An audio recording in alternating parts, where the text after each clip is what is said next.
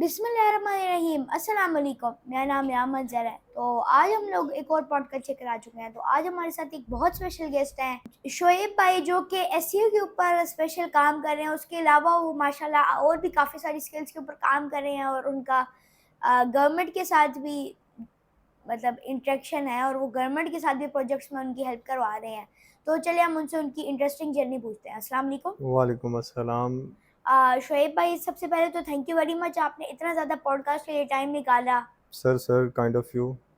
और शोएब भाई, काइंडली आप अपना एक शॉर्ट इंट्रोडक्शन करवा दें ऑडियंस को। रायान बेसिकली मैं पाकपतन से बिलोंग करता हूँ।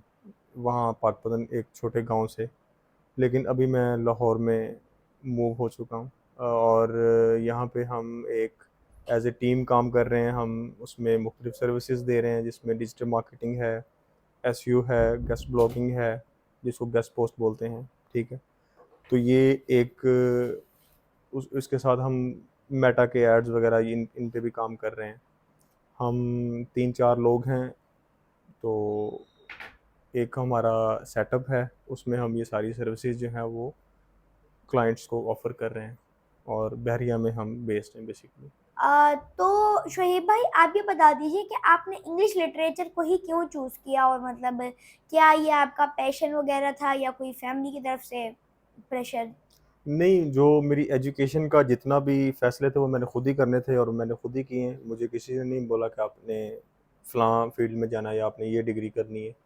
जब मैं कॉलेज में गया फर्स्ट टाइम, मैट्रिक अपने गाँव से की, तो जब बंदा मैट्रिक गाँव से करता है तो वो समझ लें कि 10 साल अपने एक स्कूल में ही गुज़ारने होते हैं। तो वहाँ से जब हम कॉलेज गए, कॉलेज में एफएससी मेडिकल में एडमिशन लिया, वो उसको पढ़ा, शौक ये था कि डॉक्टर बनेंगे। लेकिन जब वो उसको कंटिन्यू किया तो ये फ़ील हुआ कि डॉक्टर तो नहीं बन सकते, लेकिन इंग्लिश ठीक है, समझ आ रही है इंग्लिश की, तो हमें इंग्लिश में ही एडमिशन लेना चाहिए, ताकि अपनी जो चीज़ आपको आसानी से समझ आ रही है, जिस चीज़ में आपकी ग्रिप है, तो क्यों ना आप उसी में ही डिग्री करो, ताकि वो आपको आगे ग्रो करने में मतलब हेल्प करे। तो इसलिए फिर मैंने जो है ना अपना स्विच किया मेडिकल से। एफएससी मेडिकल के बाद मैंने फिर बीएससी इंग्लिश में एडमिशन लेके और इसको मैंने परस्यू किया था। जी, thank you very much. Shoaib भाई, अपनी इस फील्ड को चूज़ किया तो उसके बाद आप आईटी में मतलब किस तरह आए? अब आईटी की फील्ड में, ये एसईओ की फील्ड में, और इस तरह जितनी आप मज़ीद स्किल्स कर रहे हैं, डिजिटल मार्केटिंग हो गया और ये गेस्ट पोस्टिंग हो गई है, हुँ। इस तरह की जो चीज़ें हैं, ये सब कुछ मतलब आपने कैसे स्टार्ट की? कहाँ से आपने स्टार्ट किया? कहाँ से आपने सीखा ये सब कुछ? जब मैं यूनिवर्सिटी गया था ना, जब मतलब हमारा फर्स्ट सेमेस्टर था, तो जब आप नए-नए किसी भी इंस्टीट्यूट में जाते हैं, तो आपके दोस्त बनते हैं, नए-नए लोगों से आपका इंटरेक्शन होता है। तो उस वक़्त एक मेरा दोस्त था वहाँ पे, वो आईटी में ही एज़ अ कंटेंट राइटर काम कर रहा था। तो वहाँ से थोड़ा-सा मुझे हुआ कि मुझे भी ये करना चाहिए। जब मैं 3rd सेमेस्टर में था, तब मुझे फ़ील हुआ कि पाकिस्तान में जॉब्स के हालात जो हैं वो पहले जितने नहीं है कि हर बंदा जो जिसने मास्टर्स किया उसको कोई ना कोई जॉब मिलेगी। और जो थोड़े से स्ट्रगलिंग फैमिली से हैं, उनके ऊपर वैसे भी ज़िम्मेदारी होती है, उनके पास इतना टाइम नहीं होता कि वो डिग्री करके बाद में कोई अपना बिज़नेस कर सकें। तो उनके लिए कुछ ना कुछ सोर्स ऑफ अर्निंग जो है वो पैदा करना बहुत ज़रूरी होता है। तो कुछ मुझे अपने दोस्त से मोटिवेशन मिली, वो अच्छे पैसे कमा रहा था। फिर एक दिन सर तनवीर नांडला हैं मुल्तान से, आई स्किल्स उनका इंस्टीट्यूट है। उनका मैंने एक वीडियो देखा, फेसबुक में स्क्रॉल कर रहा था, उनका वीडियो मैंने देखा और मैंने उनको फिर यूट्यूब पे सर्च किया। फिर मैंने उनके ऊपर और रिसर्च की सर तनवीर के ऊपर। तो वहाँ से मुझे आइडिया हुआ, उनकी मैंने सक्सेस स्टोरी सुनी, बहुत से स्टूडेंट्स हैं उनके जो बहुत अच्छा कमा रहे थे उस वक़्त, अभी भी कमा रहे हैं। तो जी। मुझे ये इंटरेस्ट बिल्ड तब हुआ ज़्यादा, जब मैंने देखा कि अगर वो कर सकते हैं और सर तनवीर जो है वो उनकी सक्सेस स्टोरीज़ जो हैं वो रिकॉर्ड कर रहे हैं, ठीक है? और वो अगर वो कर सकते हैं तो मैं क्यों नहीं कर सकता? देन मैंने इसको एज़ अ कंटेंट राइटर इसको चूज़ किया। जब मैंने कंटेंट राइटिंग स्टार्ट की, तो कंटेंट राइटिंग जब आप स्टार्ट करते हैं ना, तो उसमें कोई इतने ज़्यादा पैसे आपको नहीं मिलते। बहुत थोड़े से माकूल से अमाउंट आपको मिलती है। जो जिस बंदे के लिए मैं कंटेंट राइटिंग कर रहा था, वो बेसिकली एसईओ था वो बंदा। वो मेरे से कंटेंट राइटिंग उसने मुझे सिखाया भी उसी ने। उसने मेरी गलतियाँ निकाली, उसने मुझे कह सकते हैं ग्रूम किया। उसने एसईओ का कंटेंट राइटर मुझे बनाया बेसिकली। तो जब मैं उसका कंटेंट लिख रहा था, साथ-साथ जब आप कंटेंट लिख रहे होते हैं ना एसईओ के साथ, आप जो एसईओ बंदा कर रहा होता है उसके साथ इंटरेक्शन में होते हैं, तो बेसिकली आप उसके साथ पैसिव एसईओ सीख रहे होते हैं, जो वो आपको बता रहा होता है यहाँ से आपने ऐसे करना है, ये कीवर्ड आपने यहाँ क्यों डाल दिया है, यहाँ पे वो फलां कीवर्ड ऐड करें, ये स्टफ हो गया फलां, ये चीज़ें हैं, ठीक है। तो तब मुझे इंटरेस्ट डेवलप हुआ कि एसईओ को भी एक्सप्लोर करें, क्योंकि सर तनवीर जो हैं वो भी एसईओ को ज़्यादा प्रेफर कर रहे थे। मैंने फिर एसईओ की तरफ आया, उसमें जो सबसे शॉर्टकट था पैसे कमाने का वो था गेस्ट ब्लॉगिंग, गेस्ट पोस्टिंग, जिसको हम आसान अल्फाज में बोलते हैं। वो है भी सिंपल सी चीज़ कि अपने आप एक आर्टिकल आपने लेना है क्लाइंट से, आपने दूसरी साइड पे पोस्ट करवा देना है, अपना कमीशन आपने रख लेना है, दैट्स इट, सिंपल सी चीज़ है। वो एक हफ्ता मैंने गेस्ट पोस्टिंग पे काम किया और विद इन 10 डेज मेरा फर्स्ट ऑर्डर लग गया था। और मुझे याद है वो कोई 23,000 रुपये का था मेरा पहला ऑर्डर, जिसमें कोई 12,000 रुपये मुझे प्रॉफिट आया था। लाइक वो मेरी फर्स्ट अर्निंग थी गेस्ट पोस्टिंग से। तब जब आपको अर्निंग होती है ना, मतलब कोई भी आप काम स्किल सीखते हैं, कोई भी आप स्किल जब सीख लेते हैं और आपको वहाँ से अर्निंग आना शुरू होती है, फिर आप और मोटिवेट होते हैं। तो फिर मैंने कंटेंट राइटिंग को शॉर्ट टाइम के लिए क्विट किया और मैं गेस्ट पोस्टिंग की तरफ फुल टाइम आ गया।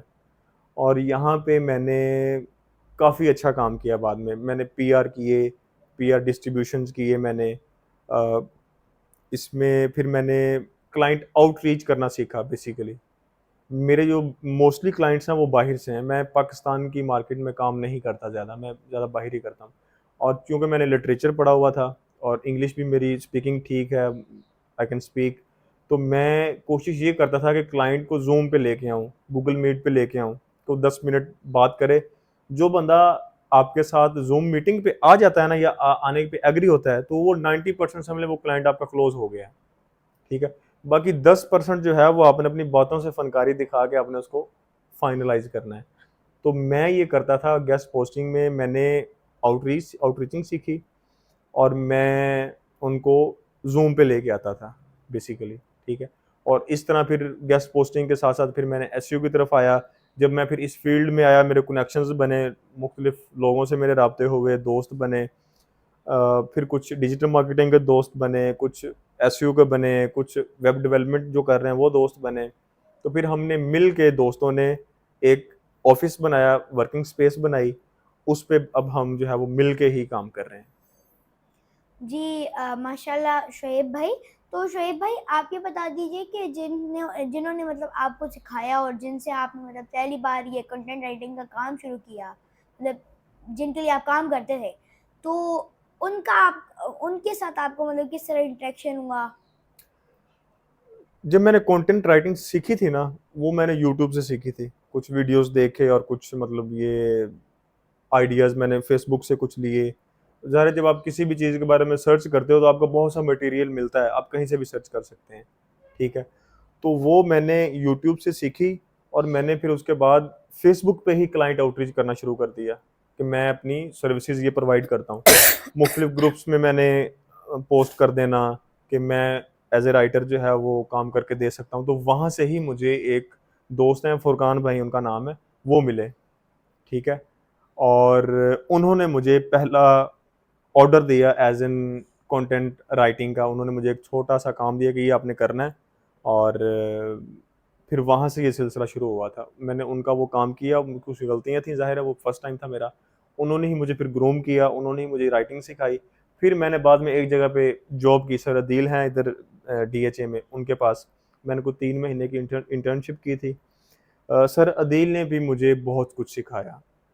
ज़ाहिर है उनके पास मैं मतलब उनके पास बैठता रहा हूँ आके। और जब बंदा फिज़िकली किसी टीचर के पास डेली बेस पे बैठता है ना, तो वो आपको डाँटता भी है, वो आपको गलती आपको उधर ही पॉइंट आउट आपकी कर देता है कि यार ये आपने यहाँ पे क्यों ऐसा किया है। तो सर अदील का बहुत बड़ा हाथ है मेरी राइटिंग को इम्प्रूव करने में, ठीक है। और साथ-साथ जो गेस्ट पोस्टिंग है, ये इसका क्रेडिट जो है ना वो मैं सर तनवीर नांडा को दूँगा, क्योंकि मैंने उनसे बहुत ज़्यादा मोटिवेशन ली। बहुत, आप कह सकते हैं कि जो आज मैं जो भी कुछ कर रहा हूँ ना, तो वो उनकी वजह से है। आप मतलब बेसिकली वो आपकी इंस्पिरेशन है। यस, यस, बिल्कुल। जी माशाल्लाह शोएब भाई। तो शोएब भाई आप ये बता दीजिए कि आपने मतलब ये जब आप गेस्ट पोस्टिंग कर रहे थे, तो इसके अलावा फिर आपने मतलब एसईओ में भी क्या कोई मतलब स्टेप लिया? क्योंकि आप ये एसईओ के बारे में मेनली मतलब बताते हैं। मैं बेसिकली जब आप गेस्ट पोस्टिंग कर रहे होते हैं ना, तो वो एसईओ का ही पार्ट है। एसईओ के दो पार्ट होते हैं, एक ऑन पेज है, ऑफ पेज है। तो ये ऑफ पेज में आता है। तो जब आप रूटीन बेसिस पे जो है वो एसईओ के लोगों के साथ बातें कर रहे हैं, उनके साथ वो डिस्कशन कर रहे हैं कि फलां आर्टिकल फलां जगह पे लगाना है, ठीक है। तो वो आपको ना नॉलेज मिलना शुरू हो जाता है एसईओ का, कि इसने आज ये टर्म यूज़ की है, आज ये टर्म यूज़ हुई है, ठीक है। तो फिर आपके अंदर भी इंटरेस्ट डेवलप होता है। अगर आप लर्निंग फेज़ में हैं, तो ये अगर आर्टिकल मेरे से लिखवा रहा है, ये पोस्ट कहाँ पे करवा रहा है? अगर ये गेस्ट पोस्टिंग मेरे से करवा रहा है, तो ये क्यों करवा रहा है? इसका क्या फ़ायदा है? ठीक है। तो वहाँ से फिर एक जब तब मैं था भी यूनिवर्सिटी में, मेरे पास टाइम भी बहुत मतलब ज़्यादा था कि मैं आसानी से ये सारा कुछ कर सकता था। तो मैंने फिर इस पे रिसर्च की कि क्यों ना मैं खुद ही एसईओ सीखूँ। कोशिश तो करें ना, अगर आ गया ठीक है, ना आया तो राइटिंग तो कर ही रहे हैं ना, या गेस्ट पोस्टिंग तो कर ही रहे हैं। तो फिर साथ-साथ कंटेंट राइटिंग से स्टार्ट लेते हुए guest posting and then SEO की तरफ आए। और लेकिन मेजरली अभी क्योंकि हम एज़ अ टीम काम कर रहे हैं, तो मैं गेस्ट पोस्टिंग को देख रहा हूँ। मेरे भाई हैं फुरकान, वो एसईओ को देख रहे हैं। लोकल एसईओ हम कर रहे हैं इधर। डीएचए में हमारे पास 2-3 प्रोजेक्ट अभी चल रहे हैं, जो ऑलमोस्ट रैंक हैं पूरे पाकिस्तान में, लाहौर में भी वो रैंक है। फिर उमर भाई हैं, वो डिजिटल मार्केटिंग कर रहे हैं। उन्होंने चुगताई के साथ भी काम किया हुआ है। बहुत से उनके प्रोजेक्ट हैं वो जो हम मतलब दिखाने लायक हैं। बहुत अच्छा उन्होंने काम किया हुआ है। तो अभी हम एज़ अ टीम जो है वो गेस्ट पोस्टिंग मैं देख रहा हूँ, एसईओ फुरकान भाई देख रहे हैं, और जो हमारी डिजिटल मार्केटिंग है वो उमर भाई देख रहे हैं। जी माशाल्लाह शुएब भाई।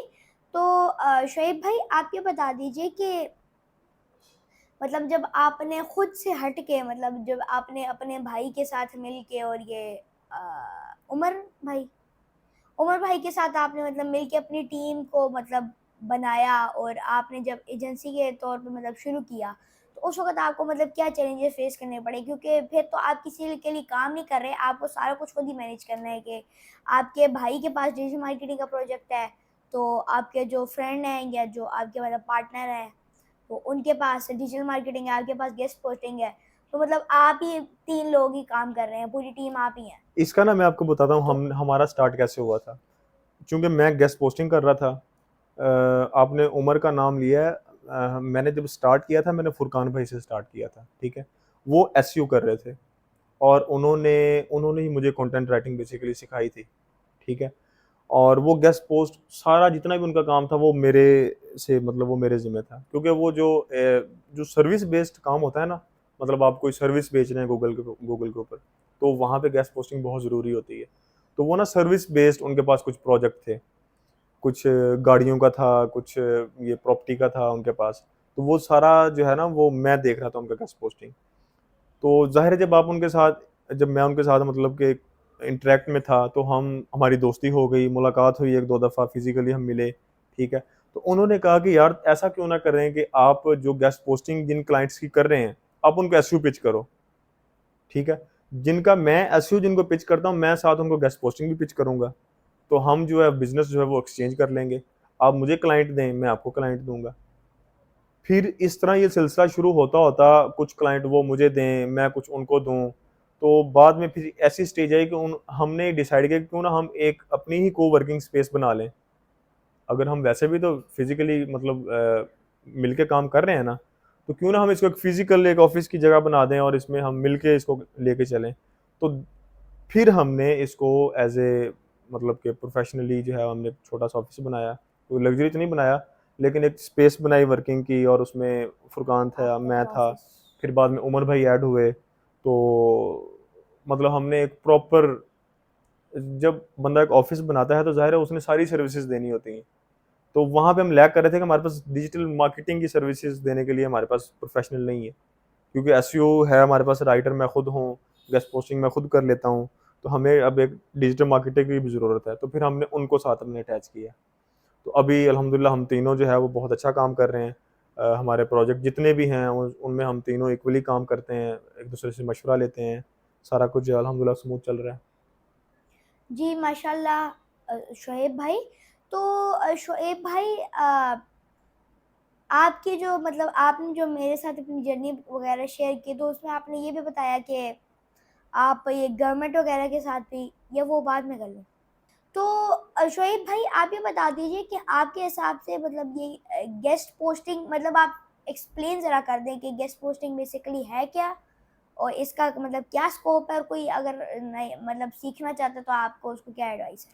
गेस्ट पोस्टिंग बेसिकली ना गूगल के ऊपर वेबसाइट को रैंक करने का एक मैकेनिज्म है। जब आपने एक वेबसाइट बनानी है तो उसको आपने गूगल के ऊपर रैंक भी करना है, तो उसके लिए एसईओ ज़रूरी है, ठीक है। अगर आपकी सर्विस बेस्ड साइट है तो उसके ऊपर बैकलिंक बनाना बहुत ज़रूरी है। बैकलिंक बनेंगे तो वो उसके ऊपर ट्रैफिक आएगी, ठीक है। तो गेस्ट पोस्टिंग जो है वो उसका एक मेजर पार्ट है। और आपको भी पता है कि डेली बेसिस पे गूगल के ऊपर कितने बिजनेसेस रजिस्टर हो रहे हैं। हर चीज़ जो है वो डिजिटलाइज हो रही है। हर बिजनेस गूगल पे आ रहा है, इवन के बाल काटने वाला भी गूगल के ऊपर आया हुआ है, ठीक है। मैकेनिक गाड़ी वाला गूगल के ऊपर आया, उसने भी अपनी कोई छोटी बहुत जीएमबी उसने बनाई होगी या कोई साइट उसने बनाई होगी, साइट ना हो तो जीएमबी तो बनाई ही होगी उसने, ठीक है। तो जो बिजनेसेस हैं उन्होंने अपनी साइट्स को ग्रो करना है, ठीक है। ग्रो करने के लिए एसईओ करना बहुत ज़रूरी है। और एसईओ में जो बैकलिंक्स हैं वो एक मेजर, उसका एक मेजर पोर्शन है, वो बहुत ज़रूरी है, उसको हम इग्नोर नहीं कर सकते। तो इसमें मैं आपको ये कह सकता हूँ कि जब तक यहाँ पे बिजनेसेस हैं, गूगल के ऊपर साइट्स चल रही हैं, ये काम जो है ये ख़त्म नहीं होगा, ये ग्रो ही करता चला जाएगा, क्योंकि डेली बेसिस पे बहुत से बिजनेस हैं जो रजिस्टर हो रहे हैं। जी, thank you very much Shoaib भाई। तो शोएब भाई आप ये बता दीजिए कि अगर कोई मतलब गेस्ट पोस्टिंग में आना चाहता है तो वो किस तरह मतलब आ सकता है? वो किधर से सीख सकते हैं? और मतलब अगर वो शुरू करते हैं ये फाइवर वगैरह के ऊपर, तो वो मतलब किस तरह शुरू करें? मतलब उनको फाइवर पे ही जाना चाहिए या अपनी मतलब पर्सनल ब्रांडिंग करके फेसबुक से क्लाइंट्स लें, लिंक्डइन से क्लाइंट्स लें या किसी और प्लेटफ़ॉर्म से? इसमें पता है क्या है, जो गेस्ट ब्लॉगिंग है ना, ये बहुत सिंपल नीश है। मतलब ये कोई टेक्निकल काम नहीं है। इसमें आपको कोई कोर्स लेने की मेरे ख़्याल में तो ज़रूरत नहीं है। जहाँ तक मेरा एनालिसिस है कि आप कोई कोर्स या आप कोई फ़िज़िकल क्लास लें जाके कहीं से, ठीक है? आप यूट्यूब पे देखें, बहुत से लोगों ने कोर्सेज़ बनाए हुए हैं। आप वो कोई कोर्स देख लें एक आधा, अगर आप में थोड़ा बहुत नॉलेज है आईटी का, तो आप आसानी से वही जो है वो सारा अब्ज़ॉर्ब कर सकते हैं, आपको ज़रूरत नहीं है। और दूसरी बात जो क्लाइंट वाली है, उसमें जो न्यूबी है उसको तो बिल्कुल फ़ेसबुक पे स्टार्ट करना चाहिए। फ़ेसबुक पे बहुत क्लाइंट पड़े हुए हैं, ठीक है। पर्सनल ब्रांडिंग तो बहुत ज़रूरी है इस फ़ील्ड में। जितनी आपकी पर्सनल ब्रांडिंग है, उतना आपको बिज़नेस मिलेगा, ठीक है। जितने आपके कनेक्शंस हैं, जितने आपको लोग जानते हैं अपनी फ़ील्ड में, उतना आपको बिज़नेस मिलेगा, ठीक है। आप इसमें ये कह सकते हैं कि अगर आप गेस्ट पोस्टिंग कर रहे हैं ना, तो आप जो दूसरे लोग जो गेस्ट पोस्टिंग कर रहे हैं, उनके साथ आपका कनेक्ट होना बहुत ज़रूरी है, क्योंकि इसमें आपको साइट्स चाहिए होती हैं। अपने साइट्स के ऊपर आर्टिकल पोस्ट करना होता है। तो कभी ऐसे होता है कि आपके पास वो वाली साइट अवेलेबल नहीं होती जो क्लाइंट प्रेफ़र कर रहा होता है, तो आप क्या करते हो, आप अपने किसी कोलीग से ले लेते हो, ठीक है। फिर इसमें बिज़नेस एक्सचेंज होता है। आपके पास एक साइट है, मैंने आपको आर्टिकल दे दिया, आपने वहाँ पे पोस्ट कर दिया, मेरे पास है, मैंने आपसे ले लिया। तो इसमें कनेक्शन के ज़रिए क्या हुआ, बिज़नेस एक्सचेंज हुआ। और बात जो है अपवर्क की, वो बहुत ज़रूरी, अपवर्क वो जब आप इस स्किल को सीखते हैं, आप इसको मास्टर कर लेते हैं, फेसबुक पे थोड़ा बहुत आपको एक आधा $5 का, $10 का ऑर्डर आप कंप्लीट भी कर लेते हैं, ठीक है। उसके बाद आपका जो अगला स्टेज है वो है फ्रीलांस प्लेटफ़ॉर्म्स। आप फाइवर पे जाएँ, आप अपवर्क पे जाएँ, आप वहाँ पे जाके ज़ाहिर है वहाँ पे क्लाइंट्स हैं, ठीक है?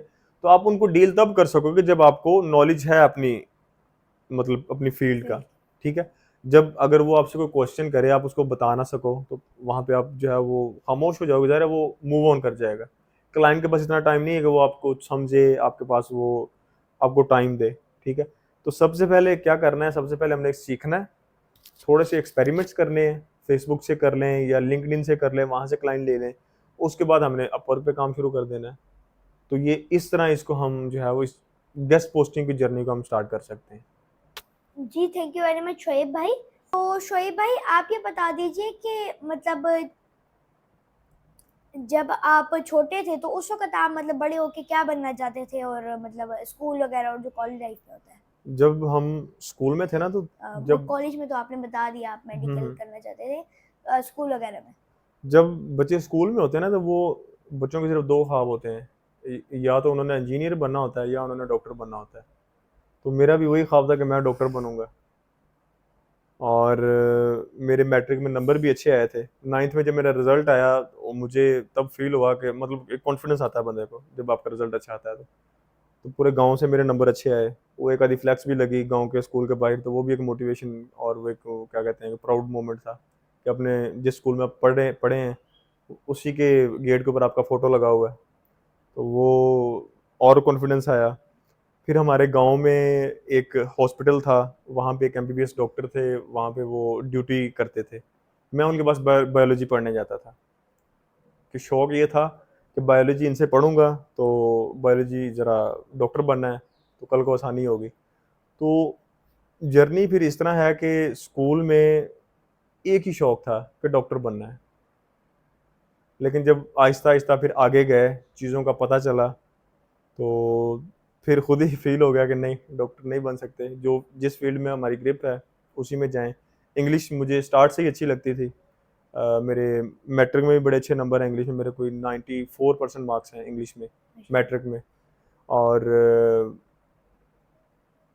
कॉलेज में भी मेरे अच्छे नंबर आए इंग्लिश में, तो फिर मैंने इंग्लिश को ही परस्यू कर लिया कि जब एक चीज़ आ रही है तो फिर क्यों ना हम इसी में ही आगे अपना फ्यूचर बनाएं। जी थैंक यू शोएब भाई।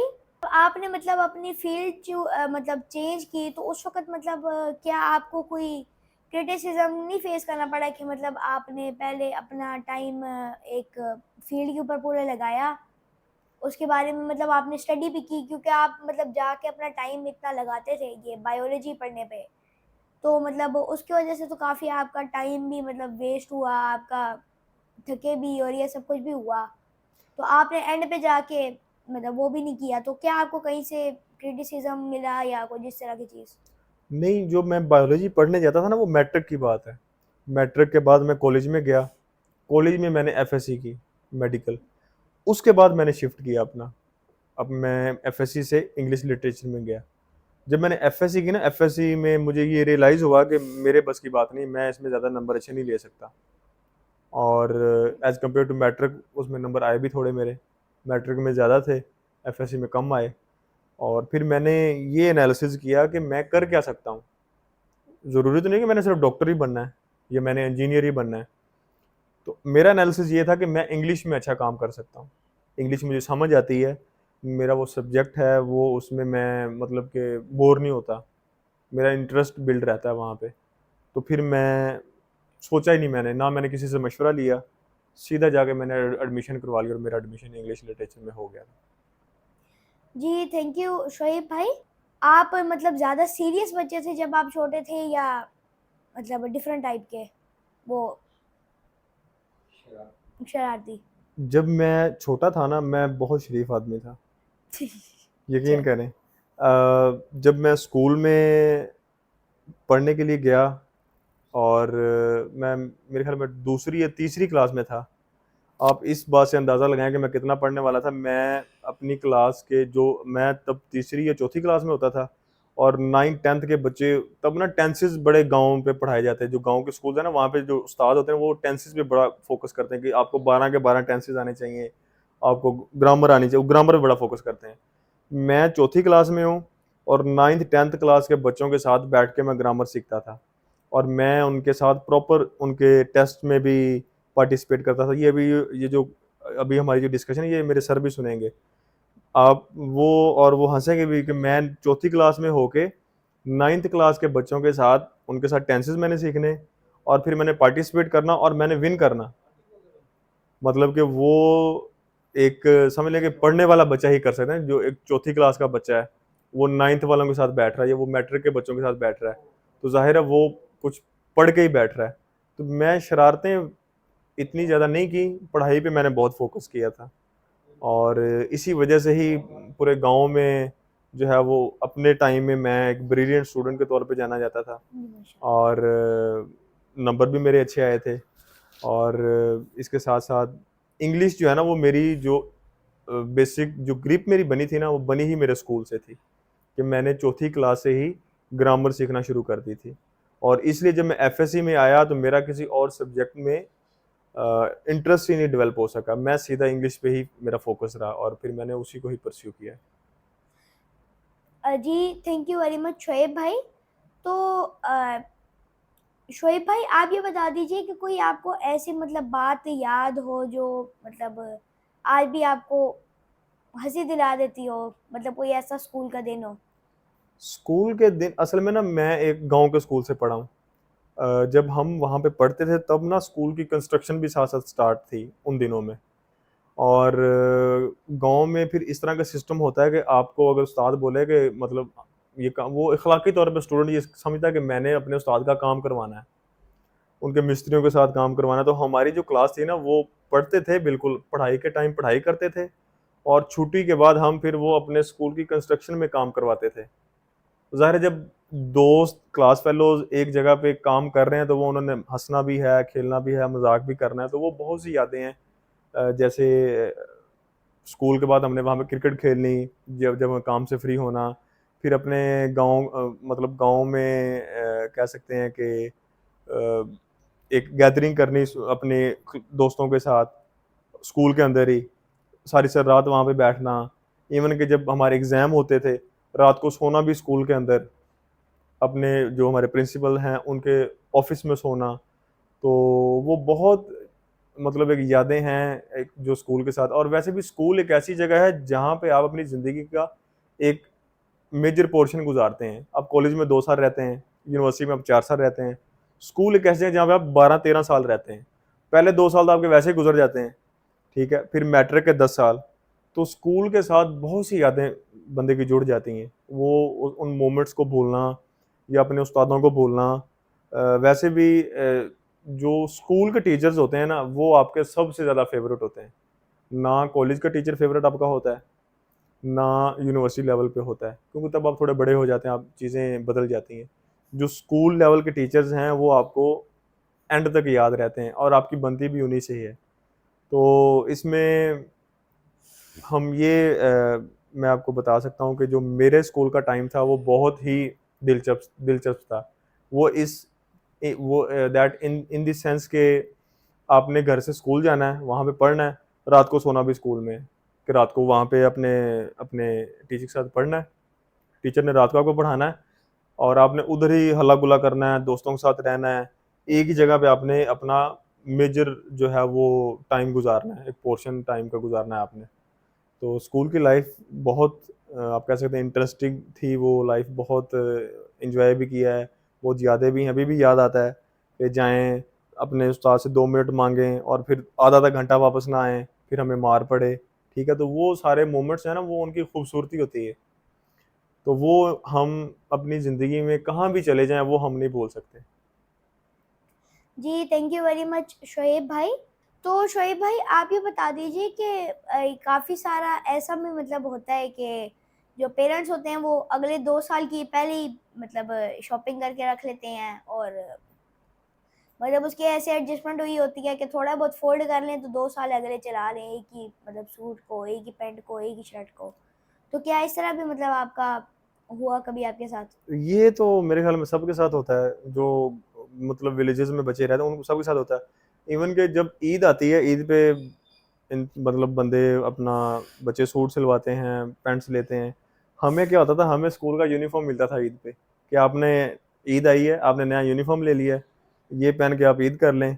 हम भी खुश कि हमें एक नई चीज़ मिल गई है, ठीक है। उसके बाद वो हमने उसको अपने स्कूल में यूज़ करना है।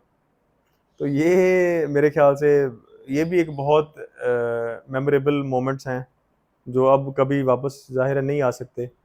कि आप छोटे हैं फिर रोना है कि जी मुझे चीज़ लेके दें, तो पेरेंट्स ने क्या करना है, उन्होंने ये चालाकी करनी कि आपको यूनिफॉर्म लेके दे देना है, ठीक है। आपने वो यूनिफॉर्म पहनना है, फिर यूनिफॉर्म पहना है, उसके ऊपर स्टिकर्स लगे होते हैं ऐसे, वो जो उनका स्कूल जिस भी ब्रांड का है, तो उनके ना वो स्टिकर्स लगे होते हैं। तो फिर वो 3-3 4-4 दिन वो स्टिकर्स भी नहीं उतारने, ऐसे वो एक ग्लासेस वो ब्लैक कलर के लगा के, तो स्टिकर को भी संभाल के रखना है कि जी ये मतलब वो एक निशानी कि मैंने न्यू पैंट पहनी हुई है, ठीक है। तो वो 2-2 3-3 फिर किसी दोस्त ने ऐसे उसको खींच देना, तो फिर उसके साथ लड़ाई करनी है कि तुमने ये क्यों किया, मेरा तो मेरी न्यू पैंट थी और तुमने ये खराब कर दी है, ठीक है।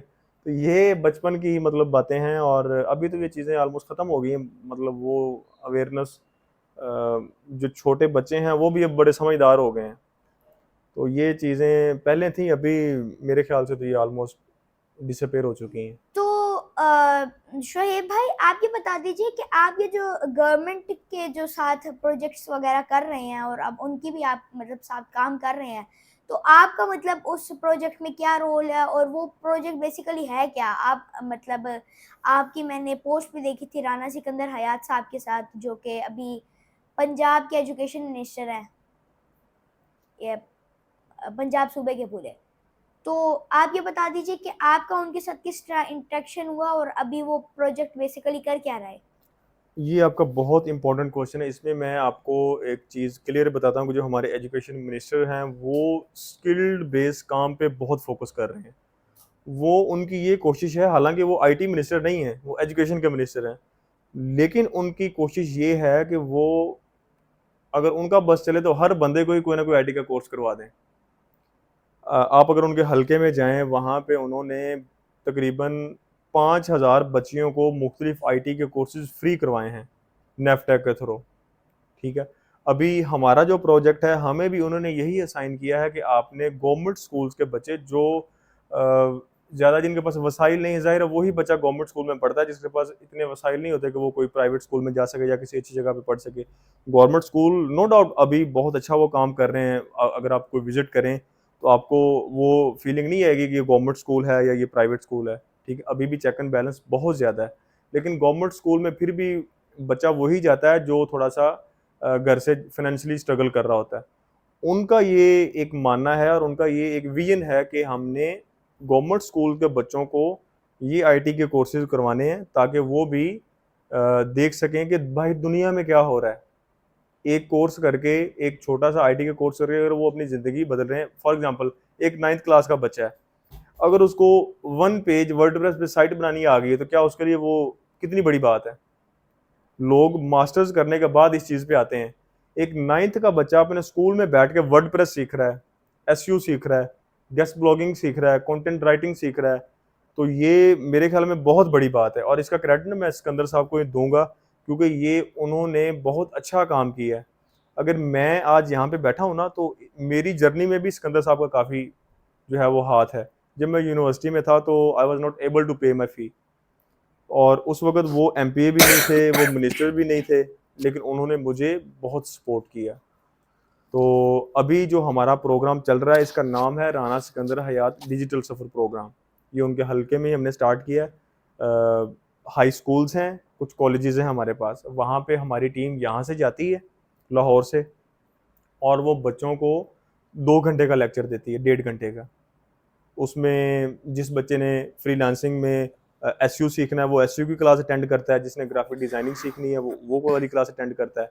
तो इस तरीके से हम वहाँ पे ये कोर्सेज फ्री ऑफ कॉस्ट करवा रहे हैं।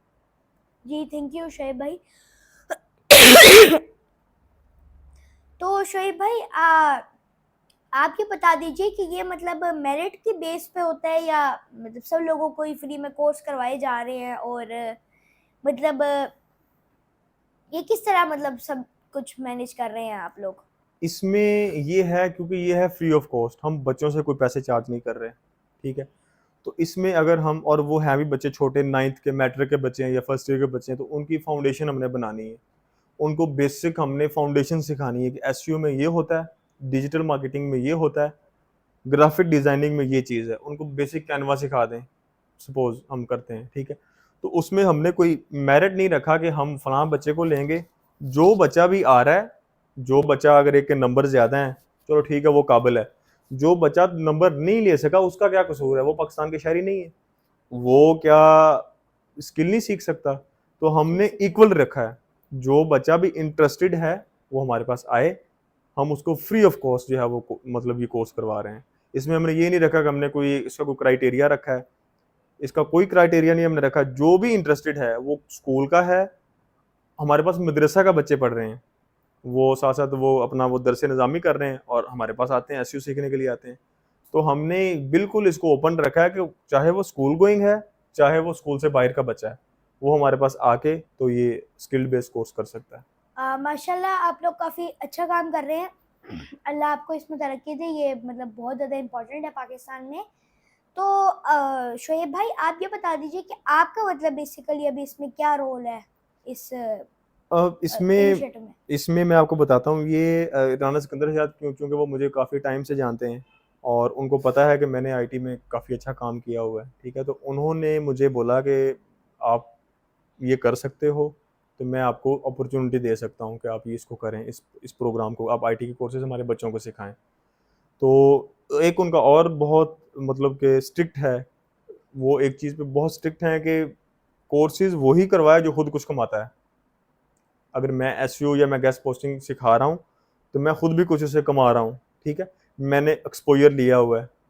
तो ये भी एक हमारे पास पोर्टफोलियो था कि हम खुद उसमें अच्छा कमा रहे थे और हमें उन्होंने अपॉर्च्युनिटी दी। और दूसरी मज़े की बात, देखें बहुत सी आईटी कंपनीज़ हैं पाकिस्तान में।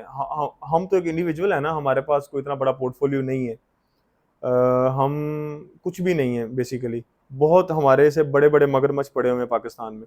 कोई भी वो प्रोजेक्ट ले सकता है। उन्होंने हमें ही क्यों सिलेक्ट किया?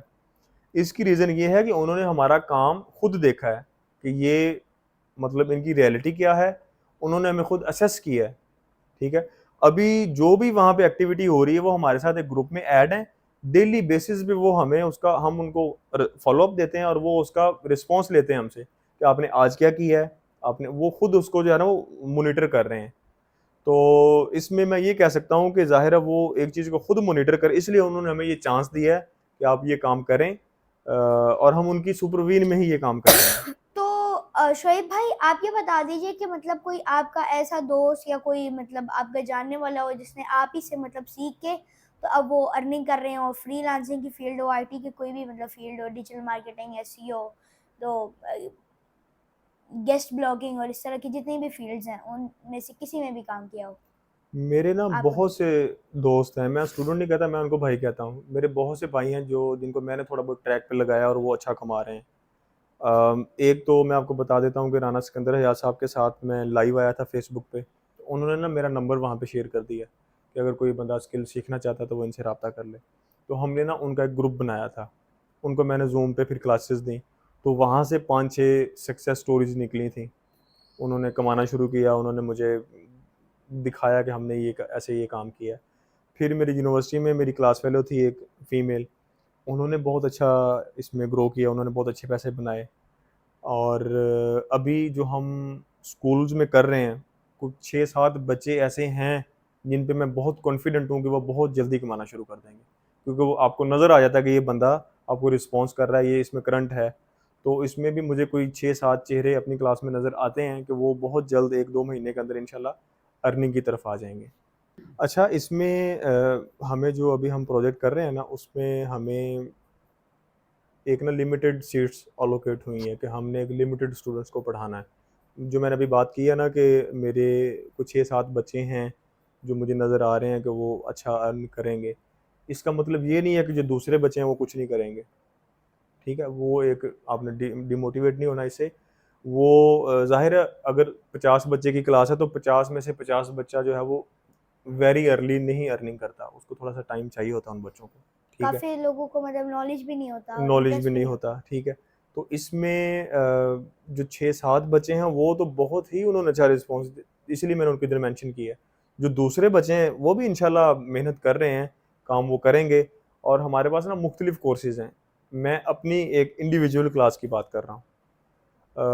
मैं कुछ पढ़ा रहा हूँ, जो मेरे दूसरे कोलीग हैं वो कुछ और कोर्स पढ़ा रहे हैं, तो उनके सेपरेट स्टूडेंट हैं, ठीक है? और वहाँ पे एक स्टूडेंट जो है वो एक ही कोर्स में एनरोल हो सकता है। उसमें ये नहीं है कि एक स्टूडेंट जो है वो मल्टीपल कोर्सेज़ में एनरोल हो। तो इस तरह हमने क्लासेस बनाई हुई हैं, हमारे 50-60 बच्चे की एक क्लास है। तो मुख्तलिफ जो टीचर्स हैं वो उनको अपने टाइम पे देखते हैं, उनको क्लासेस दे रहे हैं। तो शोएब भाई, आप ये बता दीजिए कि आपके मतलब इस प्रोजेक्ट के साथ मतलब क्या गोल्स हैं कि ये इंशाल्लाह अगले 10 साल में मतलब क्या करना चाहता है कि पंजाब में एक्सपैंड करना चाहते हैं राना सिकंदर हयात साहब, या मतलब पूरे लाहौर को कवर करना चाहते हैं या किसी एरियाज़ को स्पेसिफिकली? नहीं, इसमें जो हमारा ये प्रोग्राम है, ये अभी हम इसका ना पायलट कर रहे हैं। हम इसको ना असेस कर रहे हैं, हमने 2-3 स्कूल में शुरू किया है।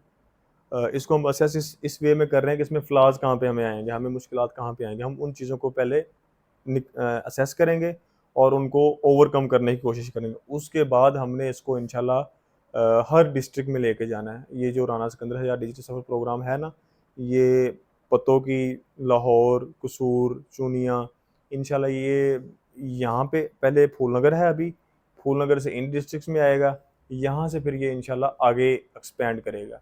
और हमारा ये टारगेट है तकरीबन विद इन 2 इयर्स हमने कोई 50,000 स्टूडेंट्स को जो है वो ये कोर्सेज़ करवाने हैं। तो शोएब भाई, ये तो आपके मतलब ये गवर्नमेंट का जो प्रोजेक्ट है उसका हो गया। तो आपको जो अपना जो मतलब काम है, जो आप अपनी एजेंसी आपकी चल रही है माशाल्लाह, आप जो उसका काम कर रहे हैं, वो मतलब उसके आपके क्या गोल्स हैं कि आपने उसको कितना एक्सपेंड करना है? बिज़नेस जो भी होता है ना, हर बंदे की कोशिश होती है कि वो उसको वो मैक्सिमम एक्सपेंड करे।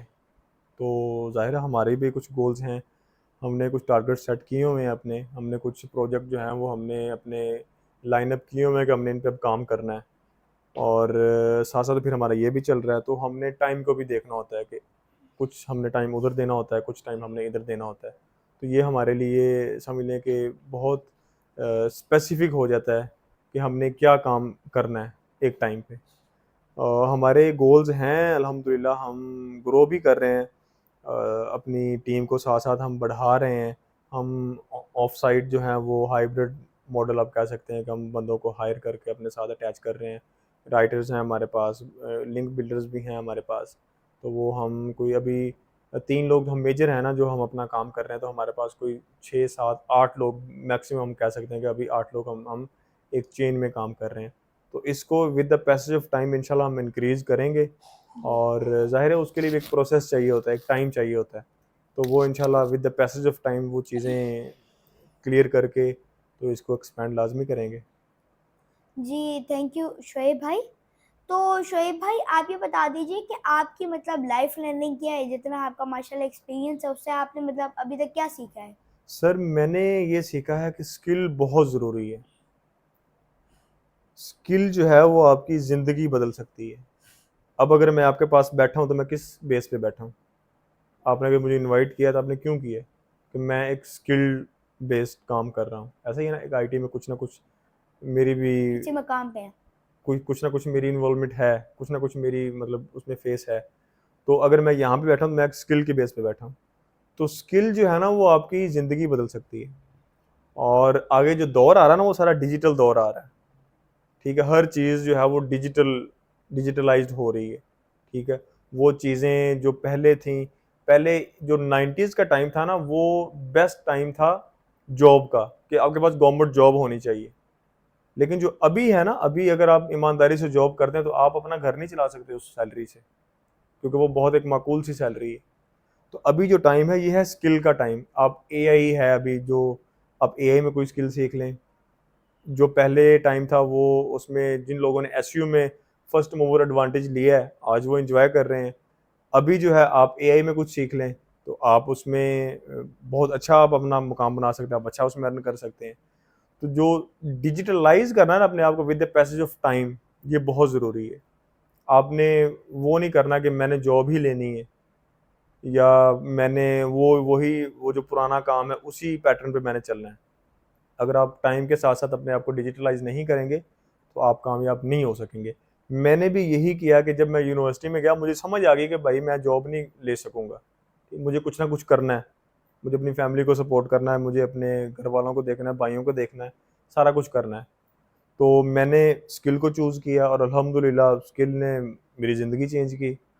अगर अगर अभी मुझे मेरी डिग्री को तकरीबन 1.5 2 साल हो गए कंप्लीट हुई को, रिसेंट मतलब जो मेरी लास्ट डिग्री है इंग्लिश लिटरेचर की।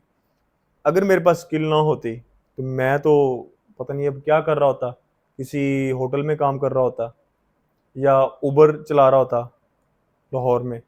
ठीक है, क्योंकि जॉब तो नहीं ना मुझे मिलनी थी, जॉब है ही नहीं।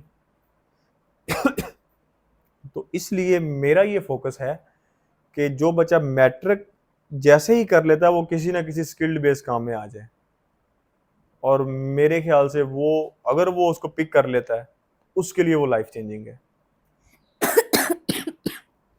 जी, थैंक यू वेरी मच। तो शोएब भाई, मेरा भी एक विज़न है कि इसी तरह का विज़न है कि जितने भी पाकिस्तान के स्टूडेंट्स हैं, उन सबको आईटी स्किल्स की अवेयरनेस दी जाए ताकि वो अपनी स्टूडेंट लाइफ स्टार्टिंग स्टार्ट कर सकें और अपने पाँव पर खड़े हो सकें। और मैंने भी एक गवर्नमेंट को एक प्रपोज़ल सबमिट की हुई है, वो भी मतलब ये आईटी स्किल्स के रिलेटेड है और वो एक self sustainable digital ecosystem build करने के बारे में है। अच्छा अच्छा। तो उसकी थोड़ी सी डिटेल बताएं, वो उसका क्या है, मैकेनिज्म उसका क्या मैंने है? उसकी मतलब एक वीडियो भी बना रखी है यूट्यूब चैनल के ऊपर, जो लोग देख रहे हैं उनको मैं वो आई कार्ड में डाल दूंगा। और वैसे अगर मैं उसकी कोई जनरल में बताऊं तो वो प्रपोजल इस तरह से है कि जो यूनियन काउंसिल लेवल पे ये जो मतलब एक स्कूल बना होता है उसमें आके मतलब कम से कम भी 3 कमरे आपको फारिग मिल जाते हैं, खाली बड़े कमरे मिल जाते हैं जहाँ पे आके मतलब फ्रीलांसर्स आके काम कर सकते हैं। वहाँ पे एक कोवर्किंग स्पेस बना दें, फर्नीचर रख दें और मतलब पंखे लगा दें, एसी ना भी लगाएं तो भी मतलब सिर्फ एक कोवर्किंग स्पेस बना दें, क्योंकि जो घर का इन्वायरमेंट होता है उसमें मतलब काफ़ी ज़्यादा डिस्टर्बेंस होती है, वहाँ पे इंटरनेट के बहुत ज़्यादा इश्यूज होते हैं, वैसे ही घर में मतलब और काफ़ी इश्यूज होते हैं, तो उसकी वजह से मतलब उनकी प्रोडक्टिविटी काफ़ी लो होती है। लेकिन जब ऑफिस में कोई बैठ के डेडिकेट होके मतलब काम करता है तो उनकी प्रोडक्टिविटी ट्रिपल हो जाती है। तो इसीलिए मतलब फिर गवर्नमेंट उनको उसकी जगह चार्ज ना करे और ये जो जितने पैसे ये मतलब अब जो ये ट्रेनिंग्स पे लग रहे हैं उसकी जगह उन्हीं फ्रीलांसर्स को कह दे कि आप ही इन नए फ्रीलांसर्स को सिखाओ भी और आप इनको काम भी दो, अपने साथ अटैच करो। इस तरह मतलब एक सेल्फ सस्टेनेबल बने, तो गवर्नमेंट को सिर्फ और सिर्फ प्लेस देनी पड़े और अगर ट्रेनिंग्स देनी है वो उनके अपने ऊपर है, लेकिन मतलब ट्रेनिंग्स भी ना दें तो सिर्फ इंटरनेट देना है और जगह देनी है वहाँ बैठने की, बाकी सब कुछ मतलब मेरिट के थ्रू जो फ्रीलांसर आएंगे वो खुद ही सिखाएंगे और लोगों को सिखाएंगे, वो फिर उनके साथ जुड़ेंगे, फिर इसी तरह और मतलब ये ये जो सिलसिला आपका चलता आइडिया रहेगा। है ना, ये मुझे बहुत अच्छा लगा है, जी क्योंकि मैं इस फेज से गुजरा हूँ। जब आप घर पे होते हैं ना तो आप लेजी फील करते हैं। आप काम कर रहे हैं, आप काम करते करते आप फेसबुक पे चले जाएंगे, आप मोबाइल पे चले जाएंगे, या आप कुछ ना कुछ किसी और एक्टिविटी में इन्वॉल्व हो जाएंगे। जब तक आपका वर्किंग स्पेस नहीं है ना, आप रेगुलर अच्छे तरीके से काम नहीं कर सकते। उस काम के लिए आपको ग्रो करने के लिए आपका वर्किंग स्पेस होना बहुत ज़रूरी है। फॉर एग्जाम्पल आप फ्रीलांसर हैं, आप घर पे बैठ के 2 घंटे आप एक जगह पे बैठ सकते हैं, इससे ज़्यादा आप नहीं बैठ सकते। आप कुछ ना कुछ और करने लग जाओगे। जब आपको पता है कि मेरे पास एक वर्किंग स्पेस है, मैं घर से निकला हूँ, लैपटॉप उठाया, मैं सीधा अपने घर अपने काम पे गया हूँ, वहाँ पे मैं अकेला नहीं हूँ, साथ सराउंडिंग में और भी फ्रीलांसर्स हैं, तो एक किस्म की वो मेरी कनेक्शन भी मेरे उनसे बन रहे हैं। और जब मेरे उनसे कनेक्शन बनेंगे तो वो बेसिकली मेरा बिजनेस इंक्रीज करने में मुझे उसमें फ़ायदा होगा। ठीक है। और जब बंदा फ्रीलांसर्स में बैठता है, प्रोफेशनल्स में बैठता है, तो बंदे की मेंटल कैपेसिटी भी इंक्रीज होती है, बंदे की पर्सनैलिटी बूस्ट होती है। तो मेरे हिसाब से तो ये बहुत अच्छा प्रोजेक्ट है कि जिसमें गवर्नमेंट के इतने पैसे भी नहीं लगने। एक उन्होंने कमरा देना है आपको और पंखे लगा के दे देने हैं, और वहाँ पे स्टूडेंट्स ने आके अपना काम करना है, और फिर उन्होंने फ्री ऑफ कॉस्ट अपने स्टूडेंट तैयार करने हैं। तो ये तो एक किस्म की चेन चल जाएगी। और क्योंकि आपको पता है कि हमारे मुल्क में कोर्सेज कितने महंगे सेल हो रहे हैं। ये गेस्ट पोस्टिंग का कोर्स है, ये 35,000 रुपये का लोग दे रहे हैं, हालांकि ये इसमें कोई ऐसी चीज़ नहीं है कि इसको 35,000 का दिया जाए। ये तो फ्री ऑफ कॉस्ट होना चाहिए, बल्कि यूट्यूब पे पड़ा आप 6-7 वीडियोस देखो, आप उसमें आपको सारा क्रक्स पता चल जाएगा। ठीक है। तो मीन टू से कि जब एक स्टूडेंट को जगह मिली हुई है तो उसके रिटर्न में वो क्या करेगा, वो किसी न्यूबी को रेडी कर देगा।